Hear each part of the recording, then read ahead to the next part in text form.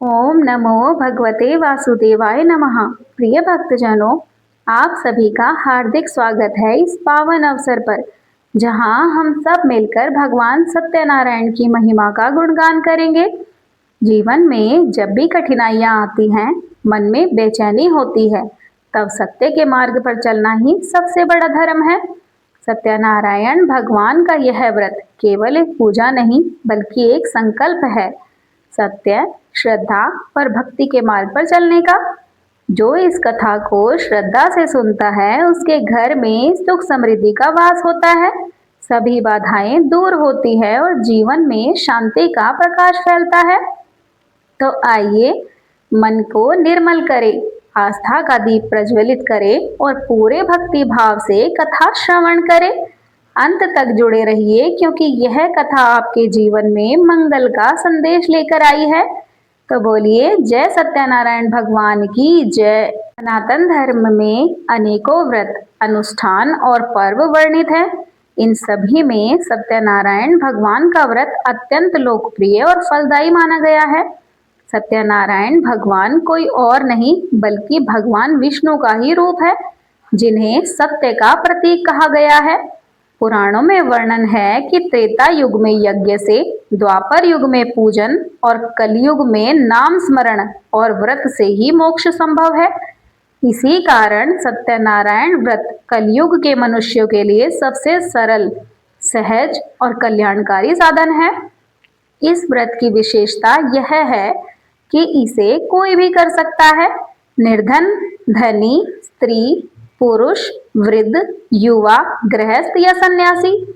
व्रत करने में अधिक खर्च नहीं होता, क्योंकि श्रद्धा और भक्ति ही मुख्य आधार होती है। इस व्रत के पालन से दरिद्रता दूर होती है, घर में सुख शांति आती है, कार्य सिद्ध होते हैं और अंत में मोक्ष की प्राप्ति होती है। यह व्रत किसी भी शुभ दिन, विशेषकर पूर्णिमा, एकादशी, संक्रांति, शुक्रवार या मंगलवार को किया जा सकता है। संतान, विवाह, गृह प्रवेश, व्यापार, यात्रा आदि अवसरों पर भी यह व्रत विशेष फलदायी है। प्रातः स्नान कर शुद्ध वस्त्र धारण करें, घर को स्वच्छ करें, चौकी पर कलश स्थापित कर नारियल व आम्र पल्लव लगाएं और संकल्प करें कि मैं अपने परिवार की सुख शांति, दरिद्रता का नाश और मोक्ष प्राप्ति के लिए सत्यनारायण भगवान का व्रत कर रहा हूँ या कर रही हूँ। भगवान मेरी श्रद्धा स्वीकार करें। आइए, आप जानते हैं कि इस व्रत को करने के लिए क्या क्या सामग्री की आवश्यकता होती है। कलश, नारियल, आम्रपल्लव, रोली, अक्षत, धूप, दीप, पुष्प, तुलसी दल, पंचामृत, पंचफल तथा गेहूं का आटा, घी और चीनी से बना हुआ हलवा, वो प्रसाद के रूप में होगा। आप जानते हैं पूजा विधि।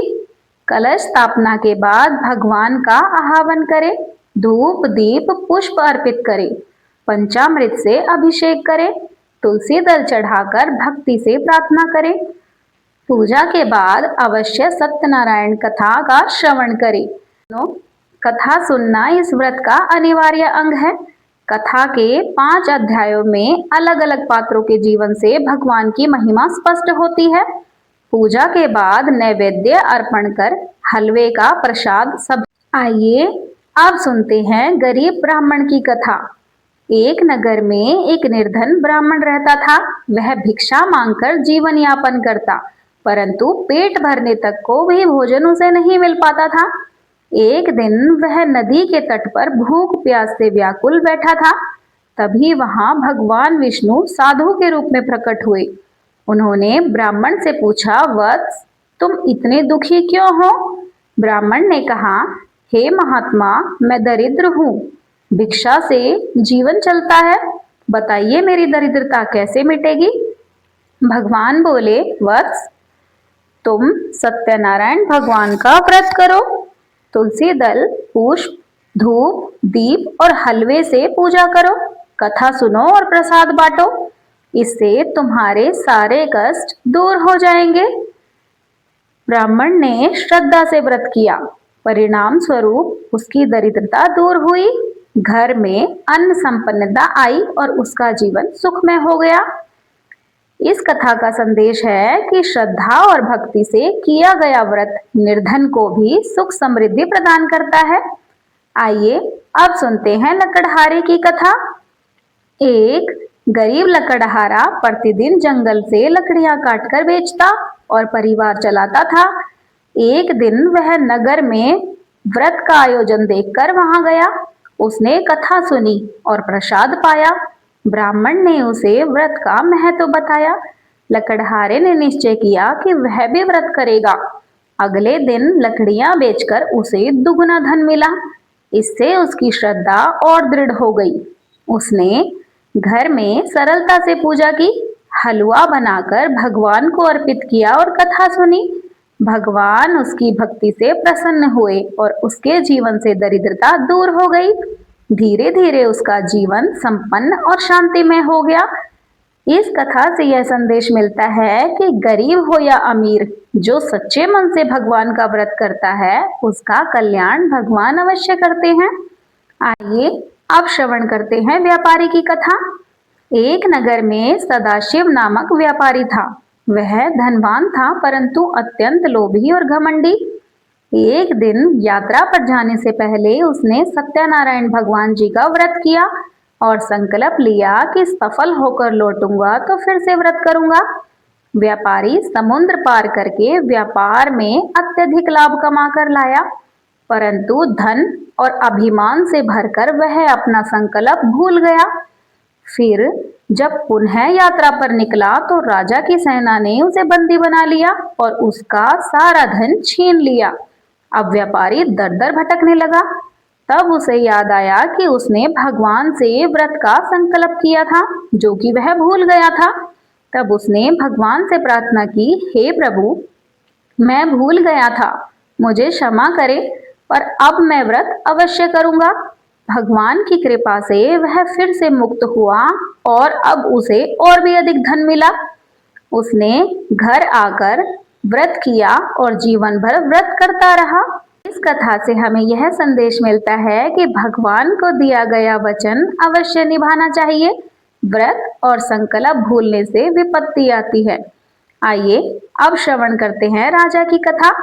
एक नगर का राजा उल्कामुख प्रतिदिन दरबार लगाता था। एक दिन दरबार में सत्यनारायण व्रत का आयोजन हो रहा था। राजा ने सोचा, मैं इतना शक्तिशाली हूँ, मुझे इसकी क्या आवश्यकता। उसने व्रत को तुच्छ समझकर उसका अनादर किया। परिणाम स्वरूप उसके राज्य में अकाल पड़ा।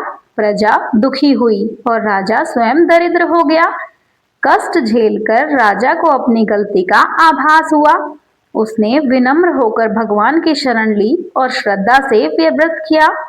भगवान प्रसन्न हुए और उसके राज्य में सुख समृद्धि लौट आई।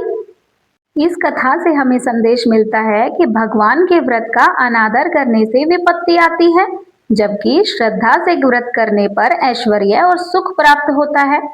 तो आइए अब सुनते हैं गरीब बनिया और उसकी पुत्री की कथा। एक नगर में एक बनिया अपनी पत्नी लीलावती और अपनी पुत्री कलावती के साथ रहता था। उसने सत्यनारायण भगवान का व्रत किया और पुत्री के विवाह का संकल्प लिया। संयोग से अच्छे वर से उसकी पुत्री का विवाह हो गया। विवाह के बाद दामाद सपरिवार व्यापार हेतु समुद्र यात्रा पर गया। वहां उसे अपार धन मिला, किंतु लौटते समय उन्होंने व्रत का प्रसाद तुच्छ समझकर ग्रहण नहीं किया। भगवान की लीला से उनका जहाज डूब गया और वे दरिद्र हो गए। कष्ट झेलने के बाद उन्होंने पुनः व्रत किया। तब भगवान प्रसन्न हुए, जहाज और धन लौट आया। परिवार सुखी हो गया और उन्होंने निश्चय किया कि वे जीवन भर भगवान का व्रत करें। प्रिय भक्तजनों, जो भी श्रद्धा से भगवान सत्यनारायण का व्रत करते हैं उसके पाप नष्ट हो जाते हैं और पुण्य बढ़ता है। परिवार में सुख शांति धन वैभव की कोई कमी नहीं रहती। व्यापार में वृद्धि होती है, जीवन के संकट मिटते हैं और अंत में मोक्ष की प्राप्ति होती है। कथा श्रवण और प्रसाद वितरण से पितरों की तृप्ति और देवताओं की प्रसन्नता होती है। सत्यनारायण भगवान की यह कथा हमें सिखाती है कि भगवान की कृपा प्राप्त करने के लिए बाहरी आडंबर या धन की नहीं, बल्कि सत्य, श्रद्धा और भक्ति की आवश्यकता है। गरीब, ब्राह्मण, लकड़हारा, व्यापारी, राजा और बनिया सभी ने भगवान का व्रत करके अपने जीवन के कष्ट दूर किए।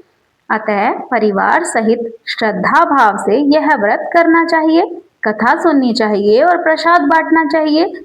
इससे जीवन में सुख समृद्धि आती है, दरिद्रता मिटती है और अंत में मोक्ष की प्राप्ति होती है। तो प्रिय भक्तजनों, आइए आप श्रवण करते हैं श्री सत्यनारायण भगवान जी की आरती। जय लक्ष्मी रमणा स्वामी, जय लक्ष्मी रमणा, सत्यनारायण स्वामी, सत्यनारायण स्वामी, जनपातक हरिणा, ओम जय लक्ष्मी रमणा।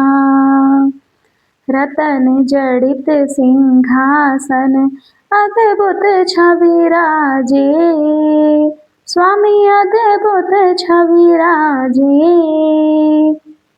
नारद कहत निरंजन, नारद कहत निरंजन, घंटा धुन बाजे, ओम जय लक्ष्मी रमणा।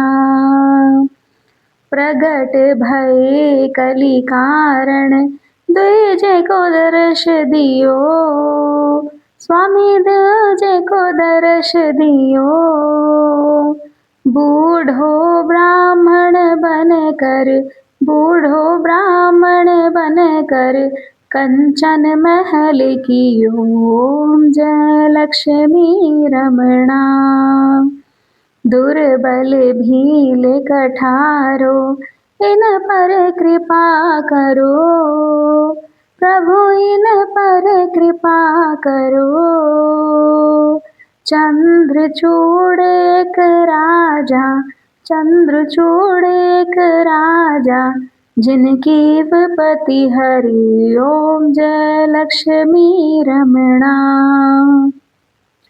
वैश्य मनोरथ पायो, श्रद्धा तज दीनी, स्वामी श्रद्धा तज दीनी। सो फल भोग्यो प्रभु जी, सो फल भोग्यो प्रभु जी, फिर सूति कीन्ही, ओम जय लक्ष्मी रमणा। भाव भक्ति के कारण छिन छिन रूप धर्यो, प्रभु छिन छिन रूप धर्यो। श्रद्धा धारण कीनी, श्रद्धा धारण कीनी, तिनको काज सर्यो, ओम जय लक्ष्मी रमणा। ग्वाल बाल संग राजा, वन में भक्ति करी, स्वामी वन में भक्ति करी। मन वांछित फल दीन्हा, मन वांछित फल दीन्हा, दीन दयाल हरि, ओम जय लक्ष्मी रमणा। चढ़त प्रसाद सवायो, कदली फल मेवा, स्वामी कदली फल मेवा। धूप दीप तुलसी से, धूप दीप तुलसी से, राजी सत्य देवा, ओम जय लक्ष्मी रमणा। श्री सत्यनारायण जी की आरती जो गावे, प्रभु प्रेम सहित गावे। कहत शिवानंद स्वामी, कहत शिवानंद स्वामी, मन वांछित फल पावे, ओम जय लक्ष्मी रमणा। प्रिय भक्तजनों, यदि आपको यह कथा अच्छी लगी हो तो कृपया हमारे चैनल को लाइक, शेयर और सब्सक्राइब करें, ताकि यह अमृतमयी कथा औरों तक भी पहुंचे। भगवान सत्यनारायण आप सबके जीवन में सुख, शांति और समृद्धि की वर्षा करें, यही हमारी प्रार्थना है। तो प्रेम से बोलिए श्री सत्यनारायण भगवान जी की जय।